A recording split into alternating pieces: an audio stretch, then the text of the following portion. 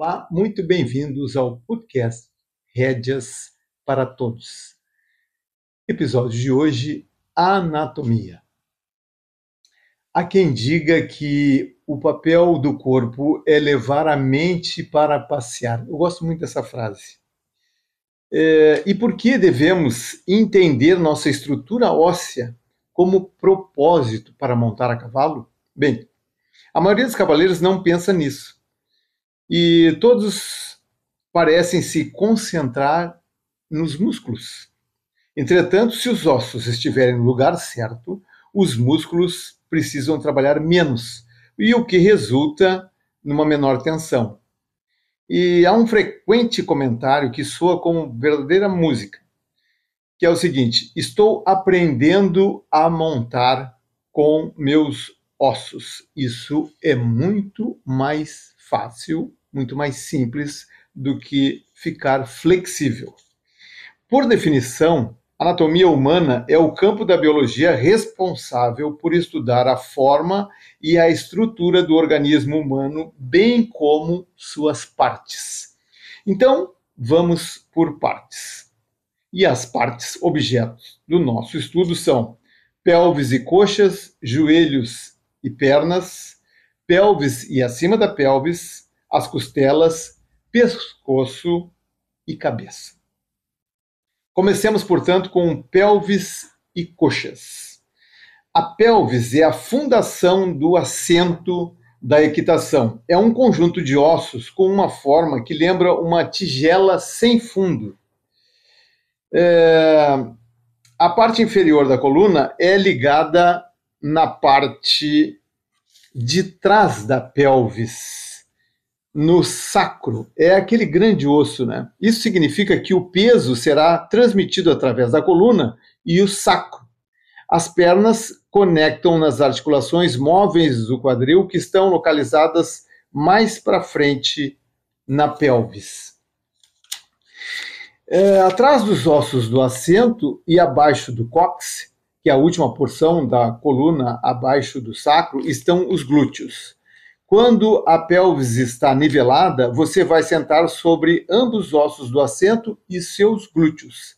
A pelvis forma uma ponte, um console, um engaste entre a espinha e os ossos do assento, permitindo um ligeiro amortecimento com uma elasticidade entre os dois. Nós temos aqui uma ilustração a respeito dessa construção, não é? A respeito dessa nossa anatomia. Né? Então, nós temos aqui a pelvis, né? Propriamente a pelvis. Aqui temos o fêmur, a cabeça do fêmur. Temos ali o cóccix. Temos o final da espinha, a lombar lá. Então, todo esse peso é recalcado de cima para baixo, né? E tem essa contraflecha aqui da nossa estrutura de baixo para cima. Então, aqui está a nossa articulação coxo-femoral. Tá bem?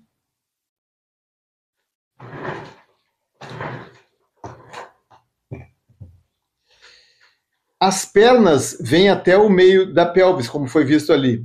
A cabeça do fêmur ela é redonda, ela é hemisférica, é uma bola. E ela se encaixa profunda e suavemente acima dos ossos do assento. Temos aqui uma figura.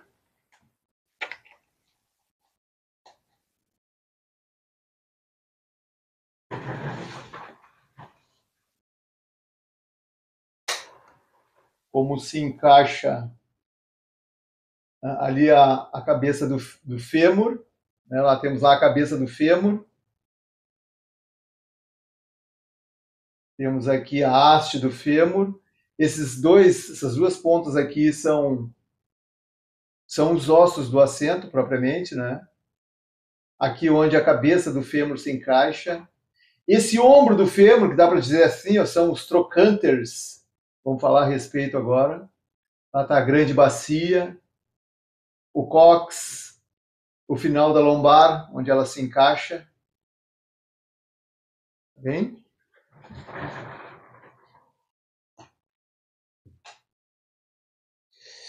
E as pernas, como foi visto ali, elas vêm até o meio da pelvis. A cabeça do fêmur é redonda, ela é hemisférica, né? Fica muito bem encaixada ali, né? Esse encaixe é um encaixe profundo e suave. Essa articulação do fêmur, esse encaixe da cabeça do fêmur, é chamada também a bola soquete. E ela ali funciona cartilagem contra cartilagem, ou melhor, cartilagem a favor de cartilagem. E ela funciona esse mecanismo, né, absolutamente macio e deslizante, né, dentro dessa cápsula onde se aloja a cabeça do fêmur. É como se fosse gelo sobre gelo, né? E o fêmur, ali eu falei do ombro do fêmur, que é aquele trocânter, né? Assim que o fêmur sai desse encaixe com a bacia, tem essa estrutura, esse avanço lateralizado do fêmur, que é o trocânter, né? É o grande trocânter, e é ali que liga a musculatura que é capaz de fazer com que a perna gire, né? E ele tem, assim, mais ou menos 2 polegadas de afastamento, né? E quanto mais afastado for esse grande trocânter, mais amplitude nós vamos ter na perna, que a gente precisa ter esse arcabouço, né? Esse afastamento lateral para abraçar o dorso do cavalo, né? Para ter amplitude na perna, né? E se nós permitirmos, a nossa perna realmente tem muita amplitude lateral. Um bailarino, por exemplo, ele pode fazer um círculo completo, né? Um bailarino, ele coloca a perna dele lá próximo do seu ombro, né? Descrevendo um arco, né? Esse movimento que permite, esse movimento lateral que permite com que a gente possa, como se abraçasse o dorso do cavalo com as pernas, né? Aqui, então, esse círculo aqui é o dorso do cavalo, né? E aqui nossas pernas, o fêmur. Lá os ossos, que são os ossos do assento, tá? Bem.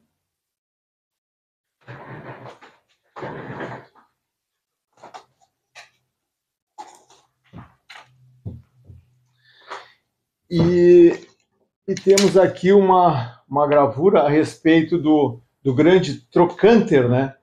Que é esse, como se fosse esse ombro do fêmur, né?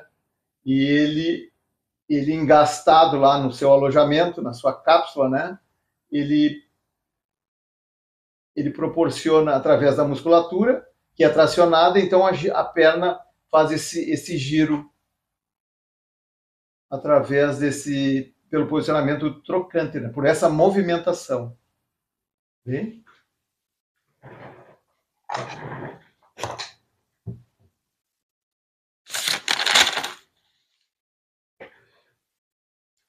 Então, a articulação do quadril ela é de grande importância, pois toda a tensão, toda a pressão, né, que vem de cima, todo o peso do corpo, né, e bem como todo o deslocamento da parte de baixo do corpo, tem uma relação direta com o quadril. Agora, tente encontrar onde está a sua articulação do quadril, a articulação do quadril. Tente encontrá-la com a sua mão, né? Aí é preciso fazer o seguinte, ó, movimenta o joelho para baixo e para cima, né, enquanto procura a curva da junta dessa articulação com os dedos. Aí você vai sentir, próximo à sua cintura, um cordão que se alinha com o topo do seu joelho quando levanta a perna, quando flexiona a perna. Esse cordão fica se contraindo abaixo dos dedos. E a junta, essa articulação do quadril, ela está logo abaixo, está do lado interno desse cordão. Continue balançando a perna até que tenha certeza que sabe e pode sentir onde está a sua articulação. Ela está abaixo e definitivamente à frente. Essa é a articulação do quadril. Então, fique sentado e coloque a mão, movimente o seu joelho para baixo e para cima, né? E coloque a mão ao lado, vai sentir que tem um cordão que tensiona, esse cordão vai até lá o joelho, e à frente desse cordão está a nossa articulação. É simples de encontrar essa articulação. Também pode fazer o seguinte, ó, põe a mão sobre a costura da calça e rode a sua perna. Aí você será capaz de sentir os grandes trocânteres se movendo, que tem a cabeça do fêmur e que é engastada, que é encaixada, né, naquela cápsula, e essa parte, esse como se fosse o ombro do fêmur, esse é o trocânter, esse que sai um pouco mais para trás. Então a gente consegue sentir com a mão onde está essa estrutura, né, a anatomia desse osso. Também a movimentação do fêmur, né, logo que ele sai dessa articulação do quadril, a gente pode imaginar como se fosse nadadeiras, né? Como se fossem nadadeiras. Vamos ver se eu consigo mostrar alguma coisa aqui. Então é simples a gente imaginar que temos aqui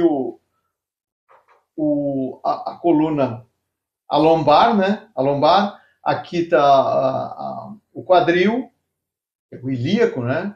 Os ossos do nosso assento, e aqui nesse desenho, para mostrar, para ilustrar, ao invés de sair o trocânter, né, o fêmur, são nadadeiras. Então, o nosso fêmur como se tivesse esse comportamento de nadadeiras, né? Tá bem?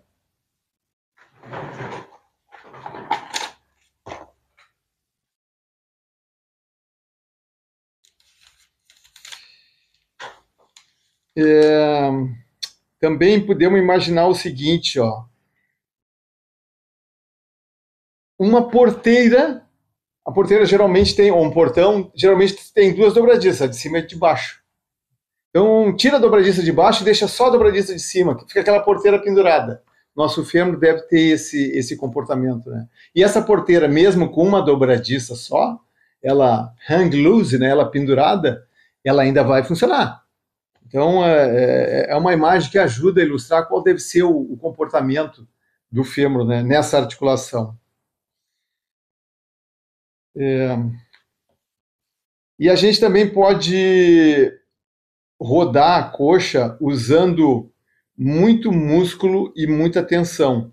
Ou pode usar o nosso olhar suave, ligar aquele nosso videotape interno e ver esse grande trocânter, né, que é esse ombro do fêmur se movendo, né, através dos músculos, e como se tivesse uma mola, assim, gentilmente tracionando, né, e acionando e girando o topo do fêmur, né? Isso pode ser feito com mínimo de movimento muscular. Aliás, deve ser feito com mínimo de movimento muscular. Que todo movimento muscular, se for excedido, ele gera tensão, gera rigidez e acaba travando o movimento, né? Bem, sentado ou de pé, o movimento da pelvis está intimamente ligado ao movimento da região lombar e da articulação do quadril. Quando rolamos a lombar para frente, apontamos a frente da pelvis para baixo e a parte traseira da pelvis para cima, porque a espinha está ligada à traseira da pelvis. Esse movimento altera o ângulo entre as pernas e a pelvis na articulação do quadril. Isso também irá colocar o sacro sobre os ossos do assento para que nenhum amortecimento se perca. Então temos aqui uma ilustração aqui.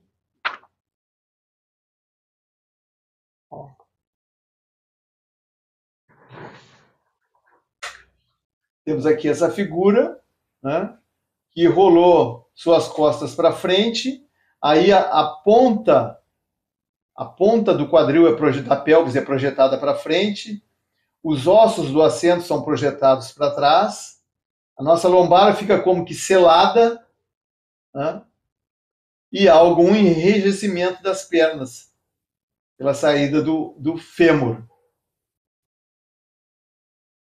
De outra maneira, temos aqui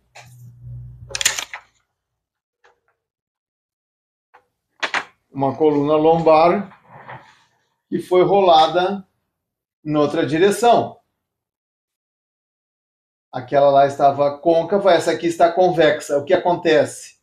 Daí, a ponta da pelve sobe, os ossos do assento são projetados para frente e a lombar fica tensa. Ela fica tensa nos dois sentidos, ou côncava ou convexa, né? Mas aqui ela fica projetada para trás. E os ossos do assento são projetados para frente e há um amassamento dos glúteos aqui, ó. Uma exigência muito maior dessa musculatura.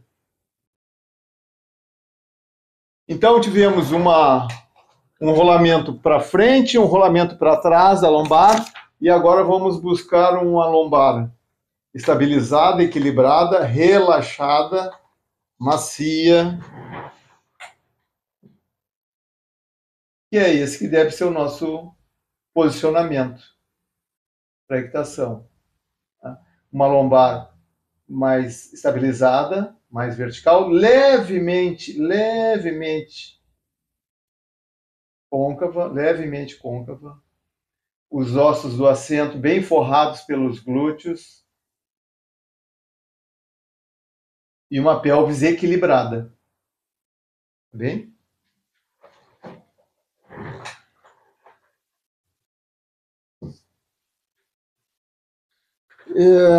Quando nós rolamos a lombar para trás, a inclinação se verte ou bascula. Ou seja, se nós rolamos a lombar para trás ou para frente, há uma reversão de movimentos, né? E acaba como projetando o quadril para frente ou para trás. Tem uma relação direta com essa rolagem da lombar, né?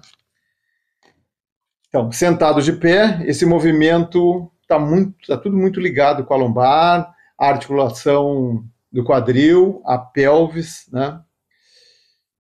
Então, qualquer movimento acaba comprometendo ou estabilizando, né? Bem, sente na sela sem os estribos. Coloque sua mão contra a lombar. Essa parte das costas deve ser reta ou ter uma pequena curvatura para frente. Se você está curvado para frente, mova sua pelvis para frente na sela, o que trará seus ossos do assento para frente. Relaxe sua lombar, permitindo-se alongar. Isso trará seus glúteos para a sela. Irá preencher o espaço vazio criado quando você avançou. Essa posição traz conforto e relaxamento. Importante. Lembre-se, uma lombar macia e reta é o objetivo. Se você rola suas costas para trás, sentirá tensão nessa área imediatamente. Relaxe novamente. Ponha consciência na articulação. Esse movimento da lombar côncavo ou convexo gera tensão nas articulações, como já foi dito, né? E tende a levantar as coxas.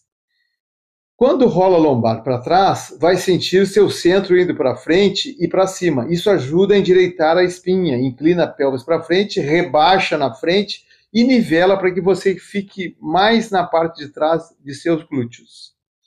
Então pense a respeito do conforto do seu cavalo. O que o seu cavalo prefere? Carregar o peso de um cavaleiro nesses dois ossos do assento ou sentir o peso do cavaleiro distribuído uniformemente através dos glúteos? Tente esse exercício. Caminhe seu cavalo sem os estribos. Sente nos seus ossos de assento e nos glúteos, como foi descrito, e sinta o impulso do movimento do lombo do seu cavalo. Sinta o que acontece quando você permite que o cavalo te mova.